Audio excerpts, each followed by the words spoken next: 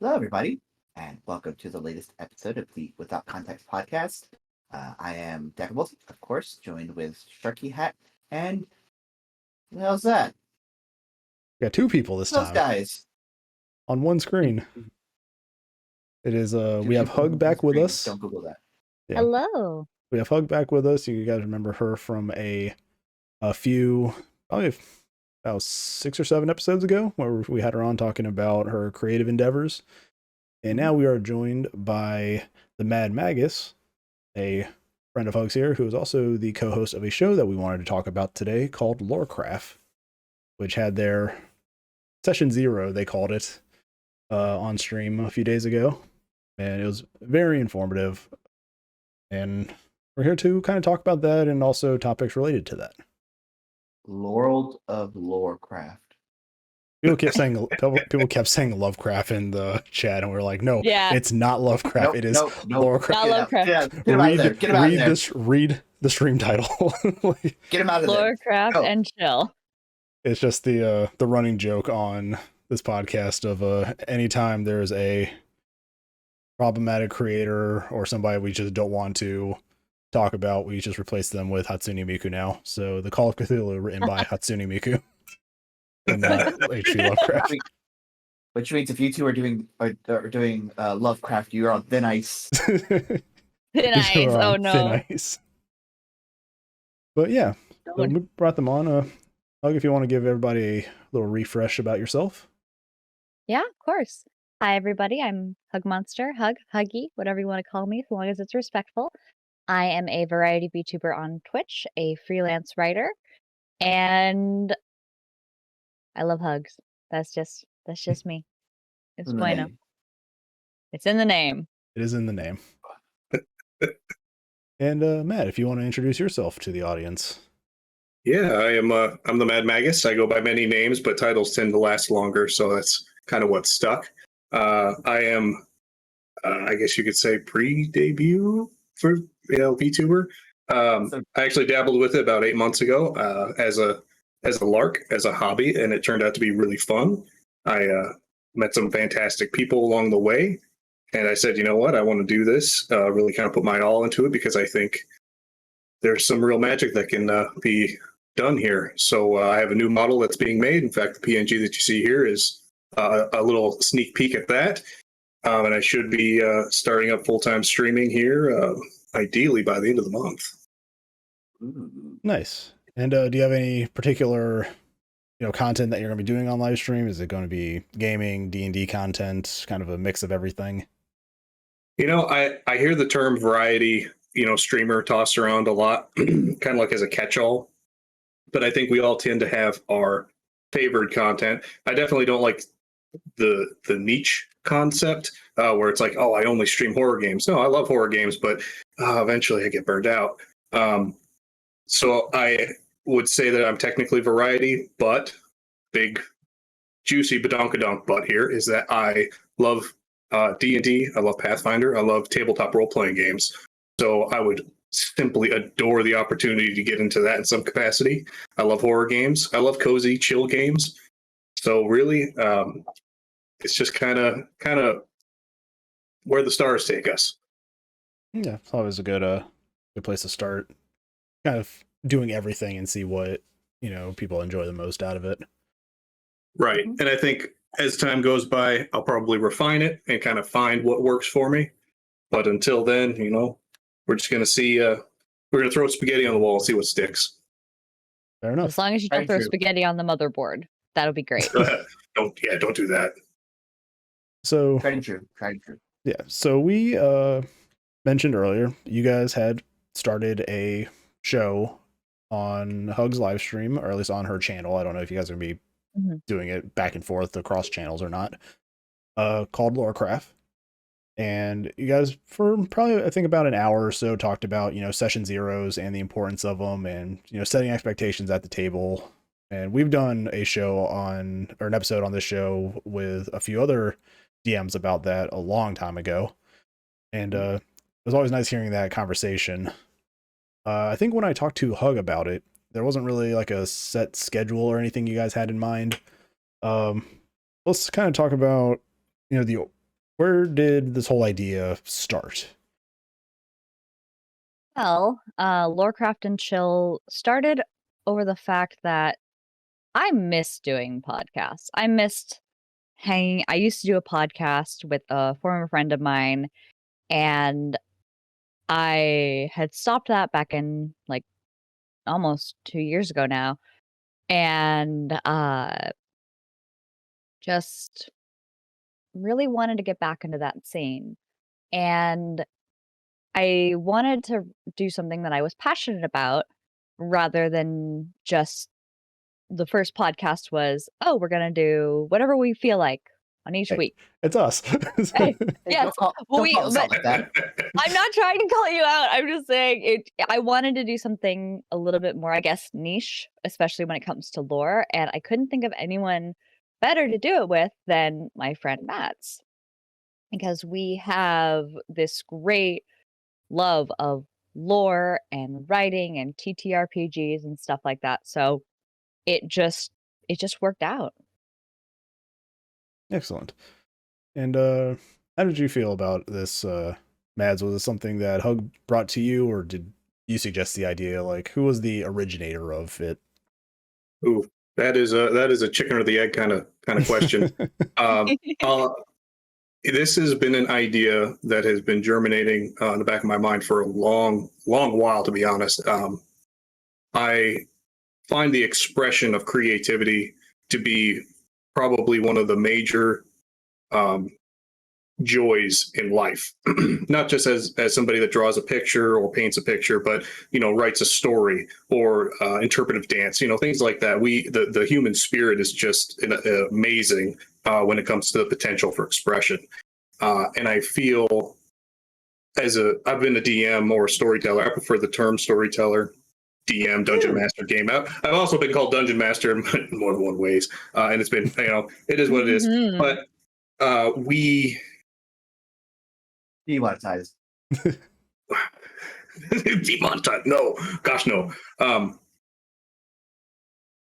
My skill set kind of comes into not just creating lore or worlds or anything like that, but kind of nurturing and assisting others in finding their lore, finding their story, finding their characters, finding ways to express it in a healthy, conducive, fun way, because, that's what this is all about. A lot of times I find that we get caught up in the day-to-day grind. We work our jobs, we pay our bills, we do our taxes, we deal with, life responsibilities. And then at the end of the day, you're sitting there going, man, I'm so drained, I'm so tired. What does tomorrow bring but more of the same? So we have to find that joy, that spark, that fire that really gets us going, gets us ignited, gets us, passionate about the things that really bring a light into the world. So something like this, Lorecraft and Chill, was something that anybody that knows me in any immediate sense knows that I'm passionate about. In fact, that was probably one of the big kickoffs between Hugs and I, is our shared passion for this. And she's mentioned it before, I've mentioned it before, but it's always, time, energy, commitment. How well do you really know this person? Because we did meet, online, we did meet through streaming. So there's that element of, am I going to get burned again? I think we've all been there in any capacity, relationships, business, you name it. Ooh. Deca, and I know it will. Yeah. So working with Hugs has been a pleasure since day one. There's never been a problem, never been a drama. And we had a pretty good heart-to-heart not too long ago. And I said, we both said, let's give this a try. It's still in the hatching stages. Yes, it's not definitive. We don't have we're starting next week. We have an idea. We're doing our research, but we're both fired up enough and excited enough that this is something that's gonna bear fruit. This sounds like it's not a weekly thing that's planned. It's just whenever you guys have whatever you are wanting to talk about ready to go. I think that we'd like to eventually get on a schedule. Right now, what we're doing is we're going to be refining the idea of Lorecraft and Chill. We're going to be going over what we want to talk about for certain episodes and making sure that we're, what's the word? Not a routine, not a schedule, but just having that consistency for us at least. Consistency of content. I did a little bit of research, definitely, dipping my toe in the pond here. Is that a lot of podcasts that I follow? I listen to a lot of horror podcasts, and they have their seasons. And so I kind of did some research, and some seasons are as short as 6 episodes, released monthly or weekly or bi-weekly or every other week, to upwards of 13 episodes a season. So I think starting out, this is one of those that, and if I may be so bold to speak for Hugs on this, we would figure out kind of what the schedule for the first season would be. 6 episodes, maybe 8 episodes. If we're feeling super adventurous, maybe 10 episodes. Kind of breaking down the content that would be in those episodes, and then just knocking them out, be it through live streams, and then refining them for podcasts and VODs later on, or kind of doing our own thing off streaming, and then just dropping it as a surprise as a regular scheduled follow up for those interested. And yes, you can definitely speak for me on that. That is 100% what I was thinking too. Personally, I really like the idea of streaming it first, because it allows us to interact with chat. And that's a big one for me, is that chat can come in and say, hey guys, I have a question, or I have a concern, or this happened at my table. Not what do I do? Because we're not Daddy Magus and Mama Hugs here. We're not trying to tell anybody how to run their games. I don't know about you, but I'm kind of a mommy. well, okay. Maybe I am a daddy, but it's a different context. But more specifically, I've run in games with folks that have, to me, have had a concern or issue that I sit there and say, hey, hey bud, hey pal, hey friend, why not try this? And they go, oh, wow, that's something that has been plaguing my games for years. And so I would love to have an open forum for opportunities for us to just get together and ballpark ideas, and it's not, us telling chat how it is, but it's a back and forth, because everybody can learn from everybody. And that's one of the great things about storytelling and lore crafting, is that everybody gets to walk away with more creative gold in their pocket, for lack of a better term. Definitely. So break this down for me as a burgeoning content creator, I guess is what I'll say here. What exactly is this podcast? Who is it for? What are you doing? I'd say it's for anyone who's interested in writing or TTRPGs, or people who just like to create, because it's not just about, of course, we did our session 0. We talked about the importance of at tabletops to all the things you need to do to kind of get everything ready. Still, that's not the only thing we're going to be talking about. As someone who is an avid writer and who loves creative works, it's always good to see and explore different facets of each part of the creativity, which I think we'll be able to kind of get going here. Absolutely. I would say it's kind of like definitely an environment for creative writers, for if you want to simplify it, with a focus on tabletop RPGs, but not exclusive to it. If you're a fantasy author or sci-fi author, or just an author in general of creative fiction, I think it'd be one of those kind of areas that you could step in, and whether you're brand spanking new to whatever the topic or the discussion is, or you're a veteran of it for many years, I think everybody would have something good to contribute to whatever conversation we're having and take away from it. And this is like, as an example, some of the topics I wanted to discuss is, like what makes a good villain in a story? Not your 2-dimensional snidely whiplash, oh, I'm going to steal your picnic basket because, I'm a bad guy. It's like, no, some of the greatest villains have always been those that The more believe what they're complex. doing is right. Yeah, Yeah, exactly. We want the complexity. Right. So, and that's just some of the type of content that I would like to explore and try to enrich everybody else's own content, however they, conceive of it or practice it. So- Not to make the Riddler from the Pattinson Batman movie. Yes. Yeah, I saw a thing on Twitter. It was somebody posting mention. It's like, yes, some of the best heroes are like complex and everything, but your story doesn't always have to have like a complex villain. You can just have an evil villain that feels good to stop. And it's I think I think that's one thing that people probably don't get is that if the story fits it, you don't need a villain who thinks he's a hero. You can just be like, yeah, I'm an evil wizard because I choose to be. It's like, well, I just want to do that shit. Yeah. Well, I actually deeply agree with that, because that brings up another point, and that is the dynamic of the story, the group dynamic, the dynamic at the table, the dynamic in the plot line. Because you're absolutely right. One of my favorite characters actually is from anime. All Might, if you're familiar with My Hero Academia, is just your archetypical super good guy. Yeah. And there's not like a whole lot of motivation behind him at first. They get into it more later in the story. But at a glance, he didn't need a reason to beat up all these really, interesting, or in some cases, simple bad guys. And that character in itself caused a ripple effect with every other character in that show, every other theme in that story. And so you're right. I think there's a time and a place for everything and everybody. Yeah, and it falls back on your Session Zero episode that you guys streamed, where the Session Zero is used to set expectations of the story. Mm-hmm. It's here's what we're going to try to do with this story.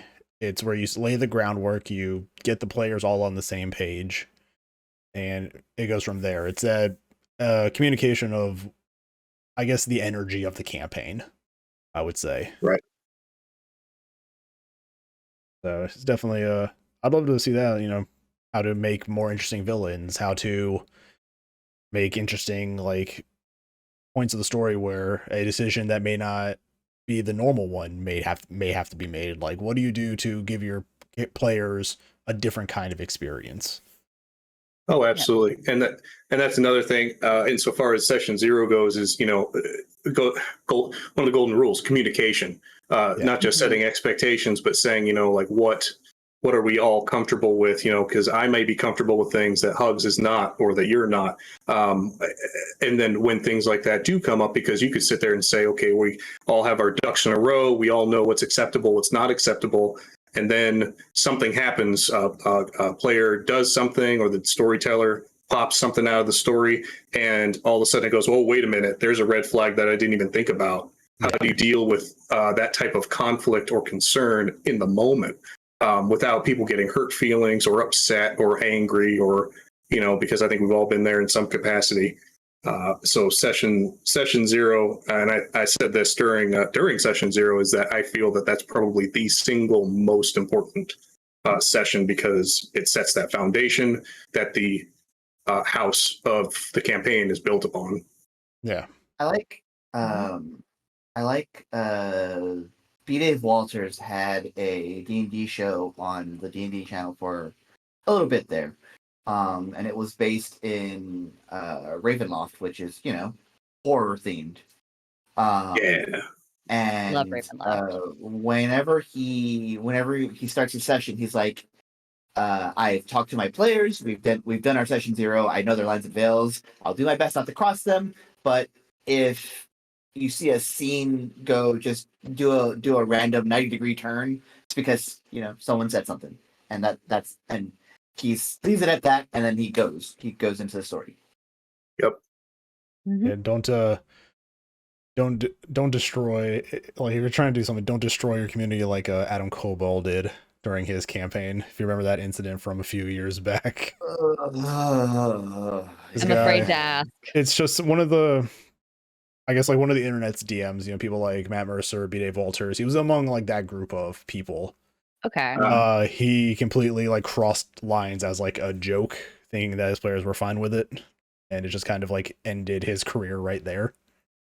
So And that man's whole career, as it should. As it should. That's a career killer. Yeah. Because you can see it's horrible to watch because like you can see it on the stream. You can watch it. You can see the players visibly uncomfortable. You can see him like making jokes about it as the scene goes on.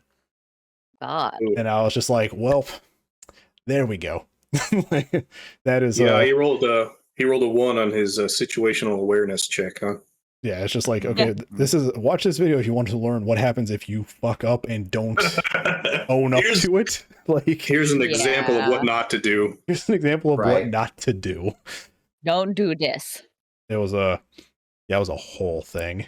So the communication is definitely important, and also as the DM, like making sure you have your own awareness as well. Like, oh, I'm about to do this scene. I didn't think about this. I need to time out. Is anybody not okay with this? Because this is about to happen. Yeah. And it's like you guys were alluding to, it is an ongoing conversation too. Yes. I can use an example I had in my own, I play a lot of vampire game where I am the storyteller. And so after the session, one of the players comes up to me, it's like, hey, that thing that scene that we had was kind of much. Can we back up? Can we pump the brakes on that? I'm like, all right, cool, noted. And that's it. That's where it begins. That's where it ends. Yep. Communication. And I think like a lot of I've worked with some players that felt kind of intimidated by that concept at first, like coming up to the DM and saying, hey, I'm not so hot with this idea. And I think part of that is explaining to them, like, look, you don't need to explain it or justify it to me. You say I'm uncomfortable with this. Okay, we're done. It's over. Don't worry about it. It's water under the bridge. It's no hurt feelings. This isn't like storyteller or DM versus players. Yeah, we're all coming together. We all want to play together and have fun together. Like we're one team here. Possible story. Yeah, we want to have an experience that years later you can sit back and go, you remember that time? You remember that adventure? You remember when that thing happened? Yeah. So that's what it's about. It's about making magic happen and having a positive experience for everybody involved. Mm-hmm. Yeah, it's the thing with discomfort in tabletop is that it's not set in stone from session 0. If you become uncomfortable, you as a player are allowed to, talk to your DM about it, and you're not going to interrupt everybody else's good time, because if you're not having fun and everything's becoming, the atmosphere is becoming noticeably awful, like nobody's going to be having fun. Right. No. So it's just like depression or anger or being upset is contagious. Yeah. Yeah. And I mean, it's like I've learned that I have learned through watching actual plays online that I have a thing that if I didn't watch this particular scene go down, I would not have known that that's one of my things that I have to put on future session zeros. It's like, no, this is my line. Hard limit. Yeah. Yeah. I was like, holy shit, that affected me. And I mean, unless you're playing with a DM or you as a DM are playing with a player that would be on RPG Horror Stories, your players and DMs are going to talk to you about things. Like most people are people and they have common sense, and at the time you all are friends. They want to make sure you're okay. Like your friends are not going to purposely put you through something that makes you uncomfortable. Right. You should have the ability to talk to them about it if it does happen. You shouldn't be afraid to talk to your friends, be like, hey man, this happened. Can we just not do that, going forward kind of thing? Mm-hmm. And like I said, unless they're like, hey buddy, fuck you. You're at the wrong table at that point. So like, whoa. Like, sure. There's a breakdown of communication at that point. Yeah. I always have this thing that like every RPG Horror Stories was a session 0 that didn't really happen. a lot of the RPG horror stories are campaigns that didn't have a session 0 period. Like, even if they did have them, it didn't go far enough, or sometimes the campaign just starts. And it's like, okay, well, we kind of have an idea of what to expect, but we didn't talk about it in detail. Yeah, horror is definitely a, I don't want to say a unique genre of tabletop RPG, but it's definitely one of the more delicate ones when it comes to handling, because by its very nature, you're dealing with stuff that's going to provoke a response or stimulus regarding your player base. Whether that's, I've run games where I explained it was horror, but it was a particularly nasty scene, and it had nothing to do with blood or any of that stuff. It was literally bugs, and I described it in a way that made a player very uncomfortable. And he said, Mads, he's like, I love you, but can you please tone it down? It's getting too much. And I was like, okay, because some people, they have very vivid imaginations, and they have a strong dislike of bugs. Sometimes you don't know until you're in the moment, and then you got to learn to hit the 90-degree angle turn. Yeah, we had that. I think we had that moment, like, not on video because it's not a video medium, but in our first episode for our D&D 20 that we just finished, we're playing a modified 5th edition that's Naruto, basically. Somebody made a whole system centered around Naruto with a whole, like, new combat system in it and everything. And our player was describing one of their bone weapons because they were part of that clan that did, like, the bone weaponry. Yeah. And the DM was describing, like, pulling out the bone and all that to make it a weapon and all that. And one of our players was just like, yeah, can we not do that again? It's like realizing, like, I did not like the description of that at all. So thank you. Like, can we just not describe the, like, weapons being pulled out anymore? It was, like, no, we don't need that. Yeah, the rest of the time it's like, yep, they draw the bone weapon, that's it. So, but it was like that quick. It was like description. It's like, can we not describe it again? It's just, it never happened again. It's just like one of those things, And yeah, so I think that's a good session. The good focus of a session 0 is establish the boundaries at the table. I think I mentioned it in the Twitch chat. Don't put your players on a leash, but definitely set the size of the yard. Sure. Like, that's a really good analogy. Yeah, you're not going to Samuel pinned that one. Yeah, you're not going to, like, lock your players into what they can and can't do. You're going to give them freedom, but you still have to manage how much freedom you give them, because if you're not controlling what's going on either, then there's a chance of something happening, or something like that being something that falls within one of those warning lines for people. And you have to, be a DM or a storyteller and know when to be like, stop. We're going a little bit too far here. Yeah. Let's not cross that line. Yeah. And I mean, as even a DM, if it's just the players, like, talking out of. Sometimes it's just the players talking out of turn. Yeah, that's another thing too. All right, everyone, focus up. Yeah. Well, it's easy to lose focus too, especially if things are going slow. Like, that's with players. Sometimes you got to keep them engaged. You got to kind of hop around. Give this player the attention, and then kind of give them their minute, and then jump over, put the spotlight on somebody else. Keep everybody engaged, focused, excited about what comes next. If you hold the line too long on something or a scene or anything like that, you're going to lose the focus and attention of your players. They're going to start playing on their phones. They're going to wander away, and then things start kind of going downhill from there. Yeah. It's also much harder online than it would be in person, because in person you just face to face. Well, everyone except for the DM with the screen or whatever. But it's much harder to hold people's attentions for too terribly long periods of time before someone inevitably goes to their phone or whatever. Sure. Yeah. And, it's definitely like one of those things, like, as a DM, it's like, this isn't meant to be like an intimidating thing, but it's like you have a lot to juggle as a DM. Oh, yeah. Not just the You're hurting story, cats. not just the story and, you know, the progression and combat and everything like that you have planned, but it's also like, okay, my fighter and my wizard have been talking to this person for the last 10 minutes. I have 3 other players here at the table. I need to keep them going, Engaged. but they're somewhere else. So what can I pull together to scene cut to them while finishing up, you know, this other thing too? Like, it's something that you have to have an awareness of. Sure. I had this challenge in the Saturday game where my players split up.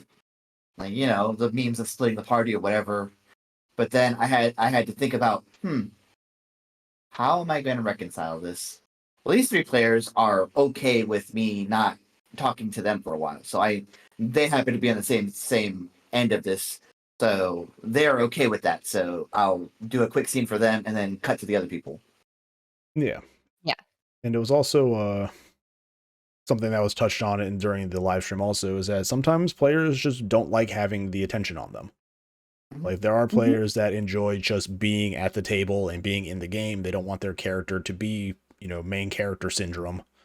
They're like, yeah, I'm the supporting character here. I like that role. And you'll have the people that love to, you know, talk to NPCs and do the role playing and everything. And I guess that makes it easier to balance with those players. So you can still give them chances to shine when it's relevant to them. But it does probably help the DM a bit if it's like, okay, I know that they're going to be with them and they're not really going to do a lot of the talking, so I can focus on this for right now.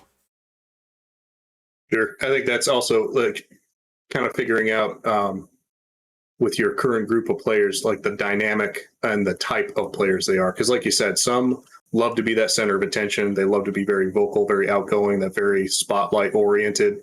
Some like to be the clown. They love that opportunity just to make jokes and make everybody laugh. Some are, very quiet, soft-spoken. They don't like that attention, or they don't like the pressure. Understandable, right? And so, like you said, juggling the, I don't want to say spotlight, but finding the right opportunities to let them just go all out and really explore what makes them most comfortable and happy. Because I think a lot of us, and I brought this up at session 0 with Hugs, is a lot of us have different motivations. I don't say motivations. We all come together. Our motivation is to have fun. We come together to have fun, but we take joy from different parts of the game. So for some of us, that's crunching numbers. That's, killing monsters, getting the gold, buying better loot, so you have better gear to kill bigger monsters to get even more gold, right? But then some people like, and then some people like to have just that role play, and they like to interact. They like that connection. And then sometimes people just like to watch. They just like to be a part of it and be that I don't say background character, because I think everybody's important, but they just want to be a part of something, and they're just as much of a contribution to the group as everybody else. Yeah. So we have the group that Deca and I play with on a pretty regular basis. We definitely have that assortment of people. I can think of a few people that we know that they just enjoy being in the campaign. They enjoy being in the group. Whenever the attention's put on them, they have to like stop in. Whenever the role play starts, they have to think about what to say or something about what their characters would do, because they haven't thought about it. They don't bother thinking about it, and that's just how they play. And then we have the players that are always trying to be the team leader, sometimes multiple team leaders, and that leads to fun, like in-character stuff, as it's like, no, it's like, I think this is the idea, and you get that feeding off of each other too. Everything Sometimes you have to go after a session and be like, hey, you guys cool?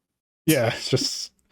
And Like, then sometimes the character's tragic backstory is directly because the other character is responsible, and then you have to be like, "Are we cool after this game?" Like with that revelation, you guys. Oh, what a twist! It's like, you guys want to? What a twist! You guys want to keep playing together, or y'all want to talk about that? No hard feelings, right? No hard feelings, right? Totally didn't mean to burn down your village, but I kind of did. Do it again. Do it again. Or the player can just respond to like Bison from the Street Fighter movie of, that was just a Tuesday for me. like was it? It's the day I came to your village was the most important day of your life, but to me it was Tuesday. Like I think that's the Oh, line. Raul, Yeah, Raul Julia. that's a good Raul one. Julia eats the scenery in that movie. He is ridiculous truly as Bison. But That's beautiful. yeah, so we're only about a half hour in, so I don't know what else can you do. You have any questions, Deca? Like before we I get on I a feel like random I've asked topic? I feel like I've asked my questions about the podcast. Like, you guys seem to know what you're doing. When you first said it was a session 0, I thought you were like, "Oh shit, you're doing a D&D game," but I was only kind of half right. Because I think That was the play on words. It was unfortunately a little misleading in that regard, but that was kind of the theme that we were going with. So that way, session 1 would be, that first podcast episode that we put together. Yeah. Mm-hmm. And yeah, it was great. It was a very informative talk, and I think for people who are afraid to DM, the biggest thing is to not be afraid. It is to talk to your players, get your boundaries, establish the story you're trying to tell with them, not the story you're trying to give them.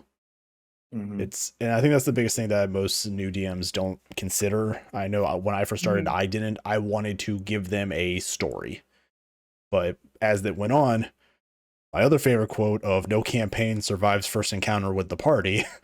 You cannot stick to the story that is in your mind. You have to work together to create it. It is a collaborative process, not a one-person process.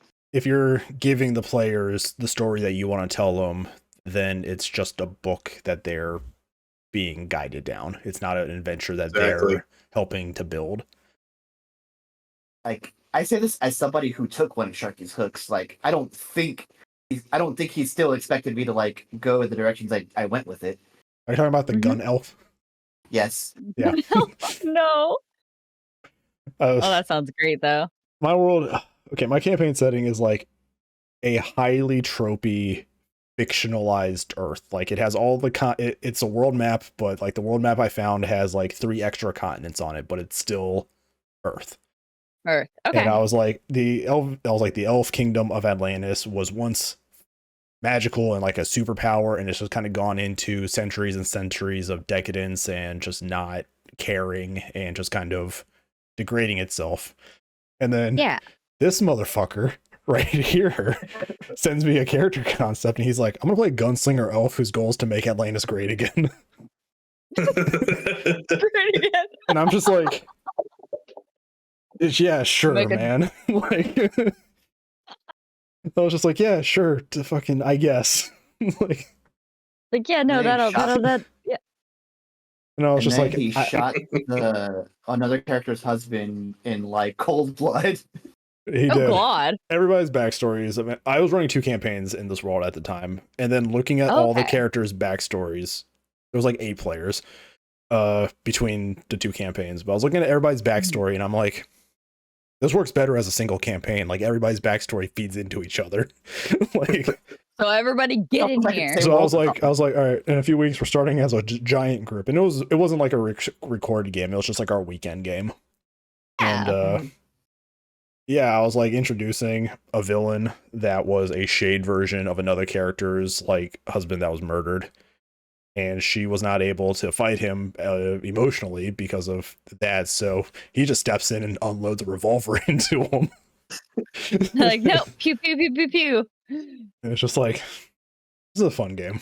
It's a really fun game. That's All these awesome. characters and their traumas and just everything going on. He also was like egging her. He was also egging her on to be like, "Hey, you need to fight this. Hey, you need to kill your dead He's not husband." a great guy. Like, yeah, it's just like. And then after I was like, "Hey, I'm real sorry about that. This is what he would do." Yeah, after the game, it's like, I'm sorry. This is just the character. Like he's. But also, I think that but we all had enough familiarity with each other that it wasn't like him telling a stranger, "That's just what my character would do." Like, yeah, that's which is something we talked about. Which is something you guys talked about, which is a good. That's called a segue.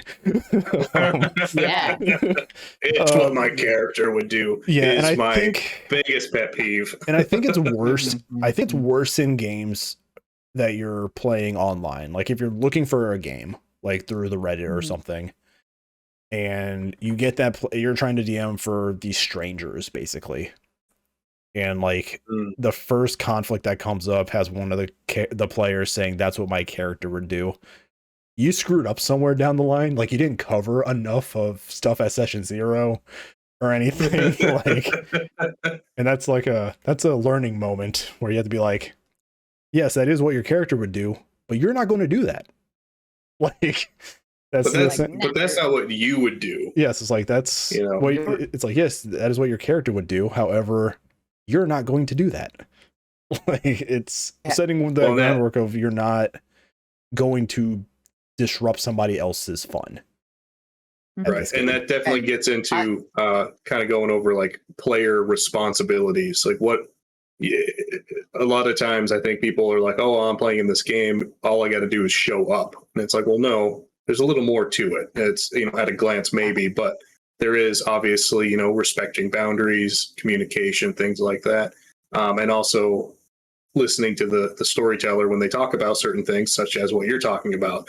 You may be playing a character that's evil and does these terrible things, but for the sake of the story, big juicy badonkadonk, but a big juicy butt, badonkadonk butt.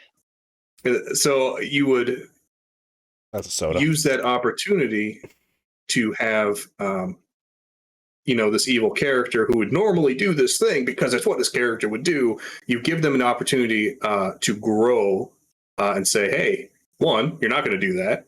And let's try to find a way to explain why he realistically wouldn't do that. Use it as like you said, a learning moment, a growth moment.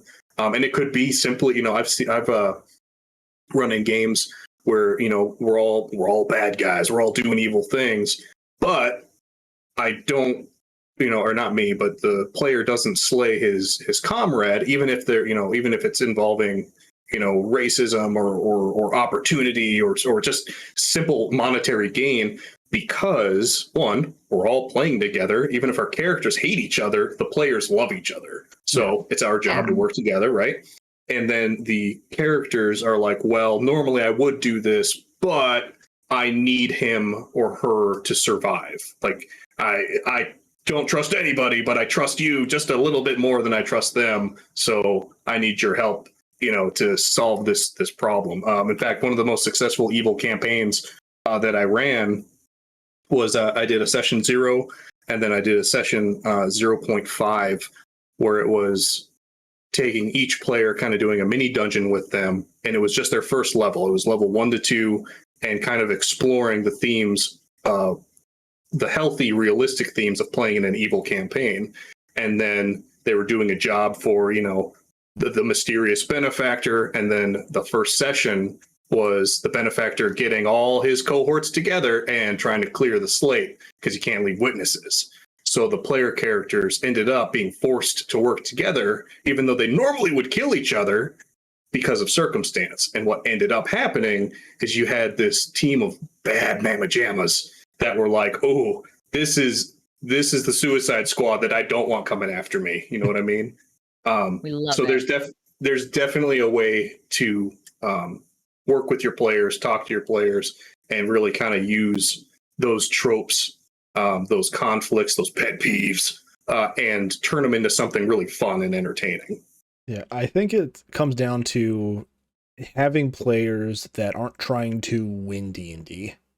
They're trying to play D&D. Like, they're trying to keep it going. Good. They're not good trying. Distinction. They're not trying to end the goal as fast as possible. They're trying to continue a story.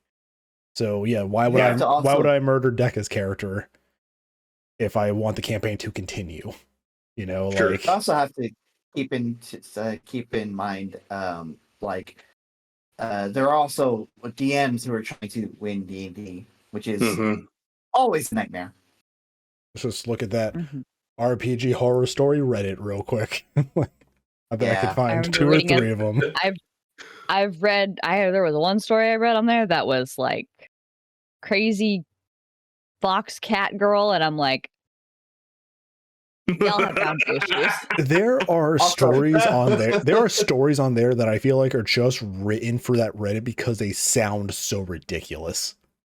but I'm like, Probably. I'm like, also, this could happen. Like, I know people like this, like, not on this level, but I know people like this that I see this happening.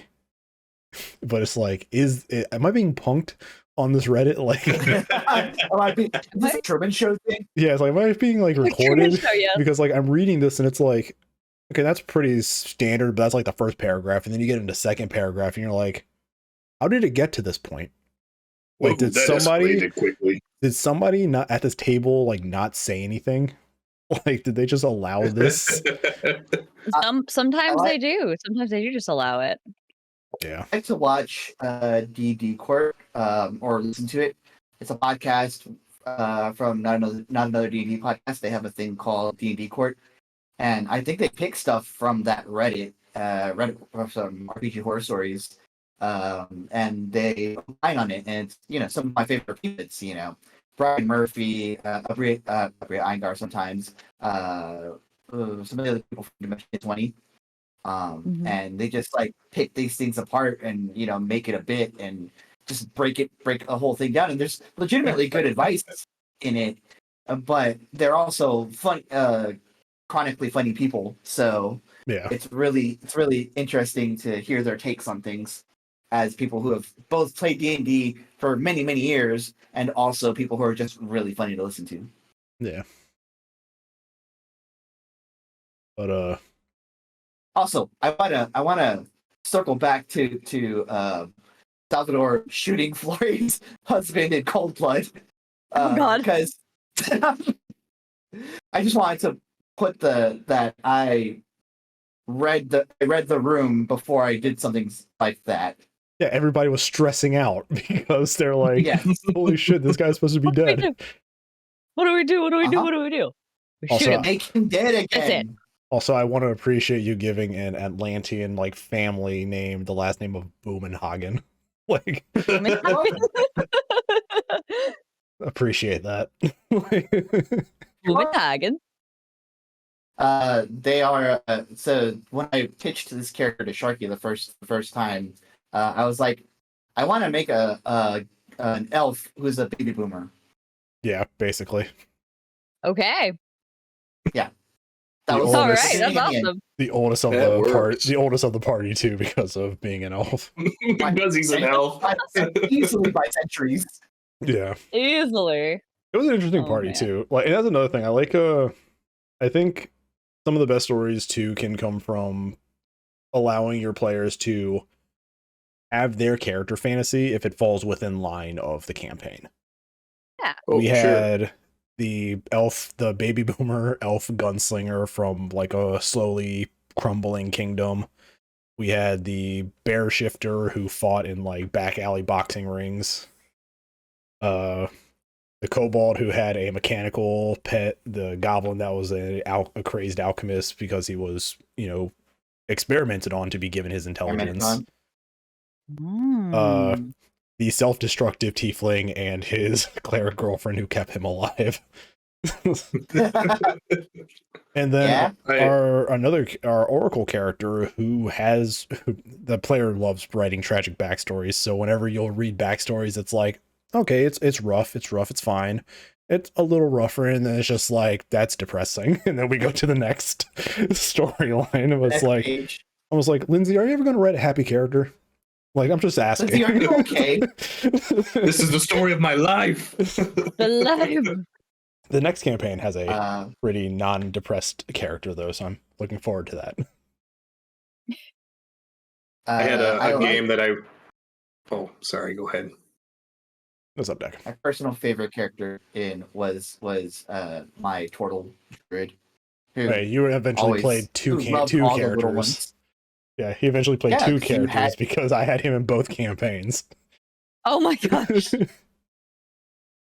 I had full-on conversations with myself it was interesting. Campaign. It was interesting to see you talking to yourself for about 5 minutes. You just turn one way, turn the other way.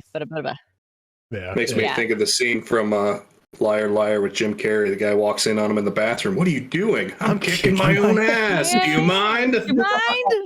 I love that. And then it's like, who I did? love liar, liar. It's just who did this, and then he describes himself. Like, wow. It's Holds really up funny too, mirror. because like the druid had an artifact that tied into my elf's backstory, and I was like, Sharky, I'm just gonna give him this thing that's in his backstory. Give me like 5 minutes to hash it out. Yeah, because what happened with Deca's characters here are it's like, okay, his elf gunslinger is looking for a way to bring his kingdom back to the former heights. And then in the other campaign, without thinking about it, I have the party going after an artifact from an old elf warlord. That's supposed to be like this like symbol of like high power and everything. And it's like, oh, all right, well, there's one thing I can tie together. And then I was like looking at the other backstories. It's like this character's wicked mother actually could be the villain to everybody else in the other campaign. Fantastic. And then that campaign promptly ended when I described them partially as having like plant growths on them. And I think I mentioned that story to Hug once. I described them as having like wood or like plant growths coming out of them as like this mutation was starting to take over, and the Oracle was like, "Can I hit him with blight?" And I was like, I kind of like looked at my notes for about 3 minutes. I was like, I guess that awkward moment where you're like, well, shit. Because I was like, I can't take it back. I've described that stuff, and it's like, okay. She instantly went to that spell because I mentioned the plants, and she knows it does extra to plant life. Yep. And I was like, and I described that when this woman dropped a meteor onto the party. The intent of the meteor spell, by the way, was to knock out the party and do like a cutscene that would take us to our next chapter. Her and the warlock survived. Or God. They were still standing. So I technically had 2 combatants in. And Atticus did something to get her attention, so she didn't see the Oracle attacking her, so it technically had advantage. And I was like, okay, well, that is a shit ton of damage because it crit. And oh, no! And I'm like, I thought about it, and it's like, okay, well, that happens, which means that the rest of these machinations don't happen, which means they actually don't get this other god released. So you got your segue. It just wasn't what you thought it would be. So I'm like, at this point, the campaign's over. It was just one of those moments. I was like, but it was one of those things too where it's like, that happened in such a moment. And I could have just been like, time out. Take a 10-minute break. I'm gonna look through everything real quick. I know you look back on that and you're like, man, I could have done this differently. I'm glad it kind of ended the way it did, the thing is, like, if I had known, I would have done it differently to get a further campaign, or at least have Echo back in the session, because sure. That woman's story was tied to that character and they weren't able to play with us at the time. So I was trying to draw it out to get this new chapter started where that character wouldn't be featured, so when Echo came back, it wouldn't be like straight into their main conflict. And it was just like, and yeah, it's like, I wish I could have done that so at least I could give everybody could have been there to have a more satisfying conclusion at the time. And it's not just, hey, campaign's over, sorry you missed the session, you know? And it was that feels bad. That's why I keep talking about it, because that's what feels the worst about it to me, is that I ended the game on a session where not everybody was there. Right. But at the same time, it's like, this is exactly how this campaign feels like it should end, because this is the party that I've given them. Like, Yep. This is the party that I've allowed. I feel like this is the most accurate conclusion to this campaign. Did you describe her as a plant? It's like, I did.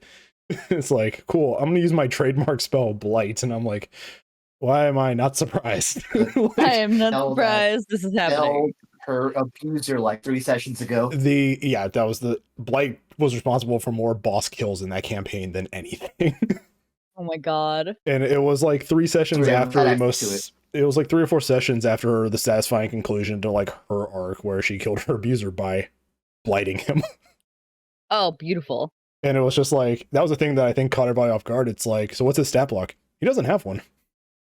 He doesn't a have guy. one. He's and like that's the thing. I was like, that's why he's scary. He's just a guy. You know, and she's Yep. this oracle with magical powers, and she was terrified of him because of the power he had in his position and But it was everything. all So it's just political like, power. yeah, it was all like political power. So it's just like, I think Lindsay appreciated just how like satisfying it was that he was just a guy at the end of it Just all. a man. I really loved that arc personally because that's how those things kind of go down. The people who like, that's a real life story right there. 'Cause, Yeah. like the people who have power or think they have power over you, at the end of the day, they're just a person.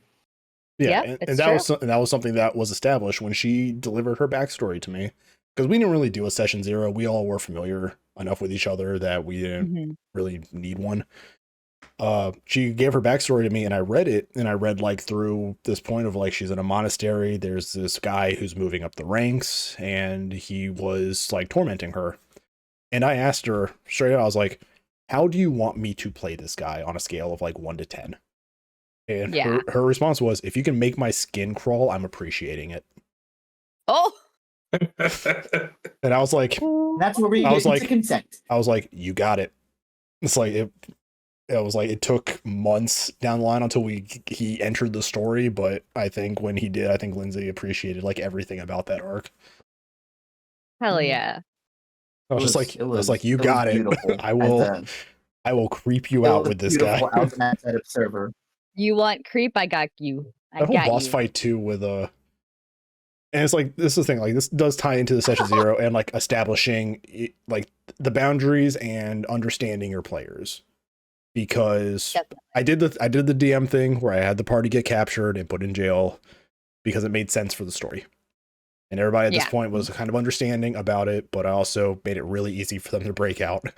So but she was separated from the group, and like she knew about it. Like I had, when they had conversations, and like there were scenes prior that really showed like the monster that this guy was.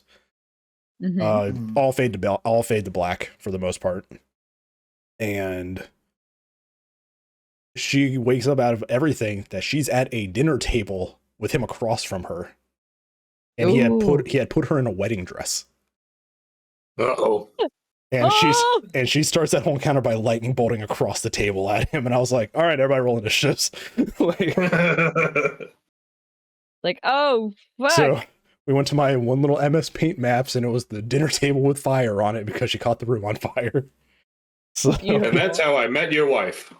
and then, but this was also, I cannot throw any boss against you guys, because if I describe the environment at all, you all are going to abuse the environment as well. Because I Is described that a window? I described him as standing in tank out the window. I described the muscle of the enemy group as in front of a window. So their plan was, we're throwing this guy out the window. And I was like, Hey, I'm like, what are the And points of these when- stab blocks? Like, why am I making these if you guys are using the environment to kill these people half the time? But, I think it's great. but No, like, I had players who did a 3-point fireball, and that was yeah, it's just like, that's like, but it's like, I think, well, I mean, we haven't done like a big campaign since then that I've run, but I feel like that campaign, everybody got a little bit out of it. And that's because we went in with the expectations of what everybody was, you know, expecting moving forward. At least when I've discussed it with their backstories, like, hey, is this okay? Like with Lindsay, I was like, hey, how do you want me to play this abuser of your character? yeah. And it's just like, everybody had a fantastic time. And I mean, it did get abruptly cut short, but I feel like with the party, it was the most satisfying way to end it, because it was just like, okay, we got you right where we want you. Mm-hmm. You don't have us. A few of us are still standing, and we got lucky. So, Yeah. and Fully understand. it was just one of those things where it's like, some people got their special abilities because they were all champions of a certain deity, but only a few people got their like power up ability. So I was like, okay, a lot of this stuff is still not finished, and that's what I feel the worst about, is not everybody got like a solid conclusion. but it did end, I think, as appropriately as it should have. But you get a bunch of Chaos Gremlins, you're gonna get a Chaos Gremlin ending, is all I'm I saying. had a lot. Chaos I had Gremlin. 8 or 9 Chaos Gremlins. Beautiful. Chaos. We got a cleric that was starry-eyed and happy to be out doing cleric work, and then I introduced in a campaign where the village they're in starting to get destroyed. So Oh, Then came the trauma. I gave our fresh, bright-eyed cleric anxiety. oh. But yeah, it was but I was like, that's the kind of thing, like these stories like this for everybody can happen. You know, you can make these fantastic stories with memories like this. Like me and Deca can recall these memories like so accurately because of how great they were. But it comes from an understanding of your players and the players to the DM. Like if you're just not going to be invested in the story, then stuff like this isn't going to happen. You know, you're going to just show up, roll some dice, and then go home and be like, "What happened last week? I wasn't really, checked." I wasn't paying attention. I wasn't paying attention. Yeah. Yeah. I hate that. I think one of the most memorable things, at least for my gun elf, was he jumped into a room by himself, and Sharky started describing what his father looked like, and he's like, "My father's dead." And he starts shooting, and it's a chain devil. Yeah. Oh, Yeah, it was like, I was like, Salvador, you see a very because I don't think that was established in your backstory, or if it was, I forgot about it, which I think me forgetting about it might have helped the scene. Because I was like, you see an older elf, you see your father before you, and Doug just had like that moment of, my dad's dead, I'm gonna shoot him, and then action surge. And I was like, yeah, go for it. I was like, I'm not gonna try to. okay. I'm not gonna try to keep up the charade. Like, No, it's the devil. it was like instant. The gun came out instantly. Like, Like Salvador has a good amount of intelligence. He's not easily swayed by his emotions, except for in the case of someone taking up the facade of his father, and just with his rifle. Pew, pew, pew, pew, and pew. like I said, I don't think we give our friend Alvin enough credit when it comes to role playing, because when Alvin joined our campaign very late, like near the end of it, and he was playing a former executioner to the region that they were in, and I was just like, yeah, Alvin, you recognize this woman because she was just one of the people you executed in the past, and that was another character's mother in his backstory. And they took the reins like nothing and just went with it. And I was just like, I don't think we give Alvin enough credit on his, role playing when he's just when he's given something, he jumps right into it. I love players like that.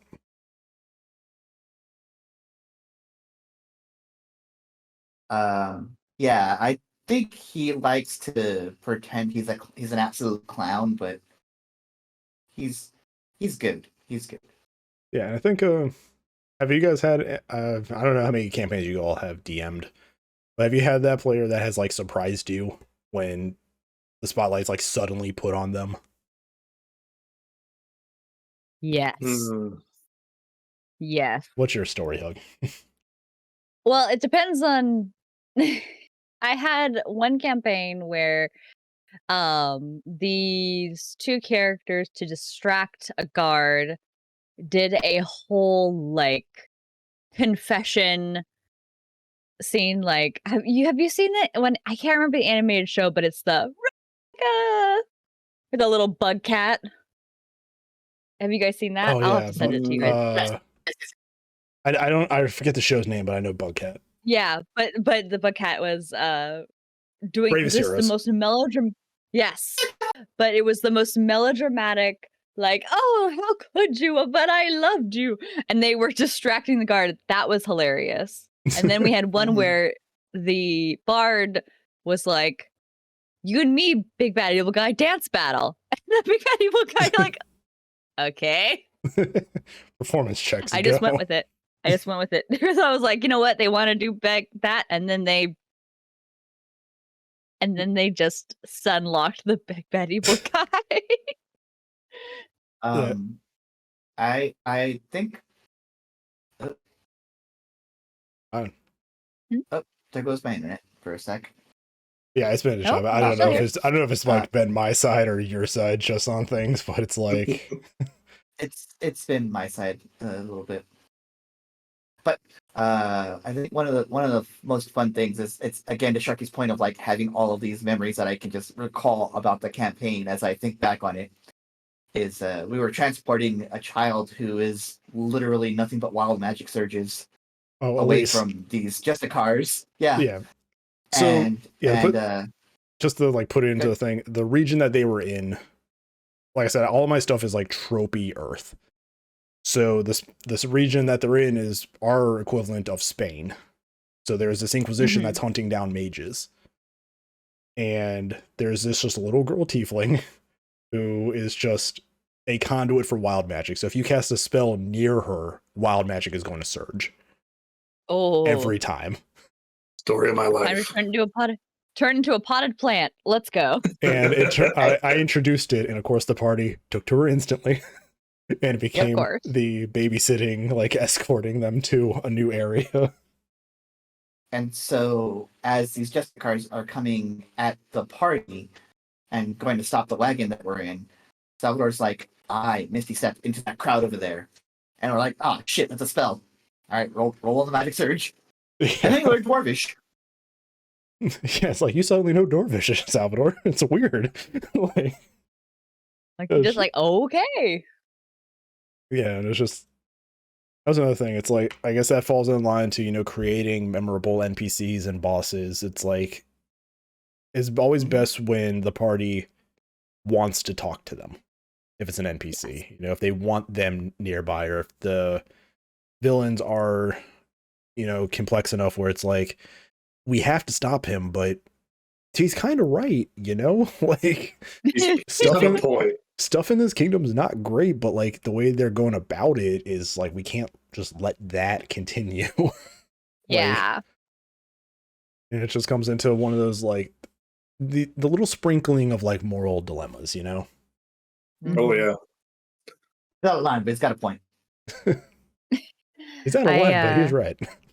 Is that right? I still remember one time going off of taking the NPC and being like, you are my child or my friend now. I've adopted you, or you're in our friend group. I had that happen once. It's my favorite little bit where I had a dark elf he went by the name Dark. That was the name he chose. And he went to the group in Broken Common and asked the knight that we had on our team, could I please like be a part of, can I be your squire? And they didn't insight check the kid. It's just like, yes, of course. Yeah, no, they did. They did. All of them did. And they learned Underdark for him. They made him a part of the team. They made him the tank because he was a paladin. And then he was adopted, actually, technically, by one of the bard who I mentioned earlier, who did the dance battle. The bard, she called him her nephew, and he stabbed her in the back at the very at the last battle. Curse your son, but inevitable betrayal. I'm like, you guys didn't inside check him this whole time. I think that's also being like a restrained DM, because there's probably points in the campaign where you want to be like, yeah, he's acting a little suspicious. Oh no, I did. I did. Okay, he would have no. They had. He would be looking in the mirror and crying, and like when he was off in his own room, and then kill these people. But it was because he was talking to the big bad evil guy's lieutenant and relaying information. But he also felt bad, but he didn't feel bad. But he did, but he didn't, and they ended up overtaking the last battle by doing a big conversation with Dark. And the big bad evil guy was like, go ahead, whatever. And they just literally were like, they talked Dark down and got him to return to the side of good. It's And just forget it ever happened. it's just the crying Wesley Snipes with the gun. Like it's all that picture is. It's just when it's just the crying Wesley Snipes like aiming a gun at somebody.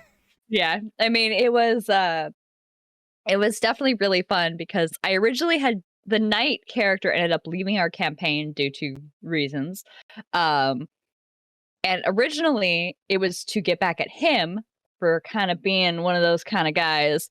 Wasn't my proudest moment, but I was like, you know what? I want to add a little spice into here. And if he's gonna not insight check him, well, bully for that. And then he left the campaign because I kicked him out. But then I was like, I can't stop the trajectory I'm on. Yeah. I've already put everything into place. Oh well. I think before we finish up too, I think that's another good point. You as the DM have the right to get rid of a player. Yes. If they are disrupting things or making other players uncomfortable. Or making you uncomfortable. You can be friends, yes. Yes. But you have to put your foot down saying, I don't think with what the group wants, you fit in at this particular game. Yeah. Oh yeah. It's boundaries 101. Yeah. I think a D&D group is kind of like tabletop role-playing group, however you want to call it, is kind of like a pack of wolves or pirates. Old school pirates, not modern pirates. Old school pirates, because you have your captain, right? Or you have alpha of the pack, and then you have the rest of the pack. And believe it or not, the alpha or the captain doesn't just call shots. It's not like, oh, it's my way or the highway. It's no, they go to port. They say, okay, crew, what's next on the agenda? And they all have a say. They all have a vote. And then once they all decide and they set sail, now it's the captain's show to basically bring to fruition what the crew all voted on.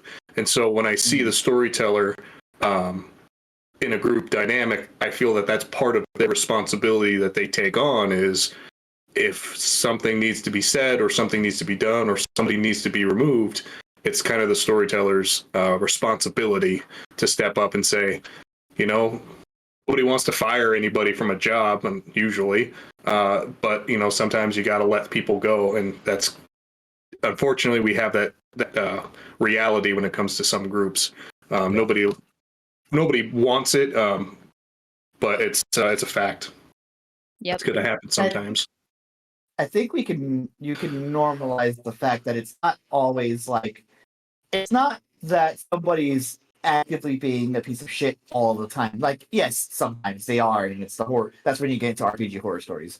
But sometimes it's just not a good fit for the table, and that's okay. Well, sometimes the dynamic just doesn't work. Sometimes you guys just don't click, and that's okay as well. You're right. It's not like, oh, I don't like you, so this isn't working. It could just be, I feel, there's too much being put on my shoulders, or I feel like maybe I'm not contributing enough, or maybe you miss sessions regularly enough that it starts impacting the regular flow of the game, and it's like, what, maybe you should consider bowing out, if not for the yourself, at least for the rest of the group, who we all start relying on each other and counting on each other for that. Yeah. And I think along the same vein, it falls onto players that if you have a large group of players and there are some players that might not always see eye to eye, the players have to know at the table, like, this isn't about us, this is about the group. Right. So, I mean, if there's something going on, it's like, leave that at the door, not at the table. Yeah. You guys can hopefully talk about it like an adult afterwards or something like that, but I feel like the hardest thing for a lot of players to do is to not let personal drama affect the table. Like, that's a lot of another subset of like the horror story Reddit, is just like people at the table who don't like each other, but they don't try to talk it out. They just show up and keep arguing. Yeah. It's like, just don't make it harder for the group and the DM. Like, everybody's adults. You can sit and talk to each other and figure out, like, okay, what can we do to be civil here?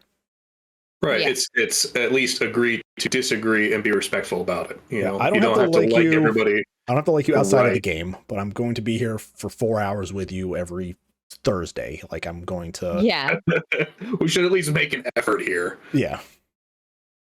But yeah, I think that it was probably a good I think that's pretty good. point to call it. I look forward to whatever you guys do in future episodes, especially, you know, as a live stream format. I'd love to tune in and chat and everything. Hug, where can everybody find you? You can find me at twitch.tv/Hugmnster, or you can go to hugmonster.com, and that's Hugmnster with no O. And Mad, where can people find you? Same thing, but swap out Hugmnster for the Mad Magus. I am on Twitch and Twitter. Twitter would probably be the most reliable way right now. Let me see. Bear with me one tickle of a second here. And if they're watching this on YouTube, all the links will be in the description. But if you're watching on Spotify, it is harder to put all that stuff in there. So that's why. You can reach me at the Mad Magus VT on Twitter. That's my most reliable source right now before I start streaming. All right. Anything you want to add, Deca, before we call it for today? I think we're good. We covered a lot of stuff for an hour and 10 minutes. Yeah, it definitely feels like the Luke and Pyrrha episode that we did a while back, talking about session zeros and expectations and party chemistry and all of that. And the next thing you know, it's like an hour later, like, oh shit. Like, oh dang. Yeah, I love these tabletop talks because time just flies whenever we do these kind of episodes. These episodes are the wrestling episodes that Deca and I do with our other friend. They just fly by. It's ridiculous. Like, there's so much I'd love to say and talk about, but unfortunately, we don't have that time. So I gotta go. I gotta go to my local. Well, thank you for having us on. It means a lot for this opportunity. Yeah. So thank you so much. Really appreciate it. All right, and if you enjoyed this episode, you guys can find us here on YouTube. We do have a playlist, and I have set up the playlist for the Without Context podcast to be a podcast on YouTube Music now, so you have another way to listen to us there. We are also on Spotify. Just search up the Without Context podcast, and there is a link in the description if you are watching it on YouTube. And one of these days, I'm gonna make a better outro that actually like sums up where people can find us, like a little post stinger thing. But sorry we've missed a few weeks on the episodes also here and there. I know we've kind of had some easier episodes the last few weeks, but we are going to try to get back into the swing of our like deeper dive episodes like we do here. And as always, I'm SharkyHat, joined by Deca, Guess, Hug, and Mad. Thank you two for being here. We'll catch you all next week. Bye-bye. Bye, everybody. Bye.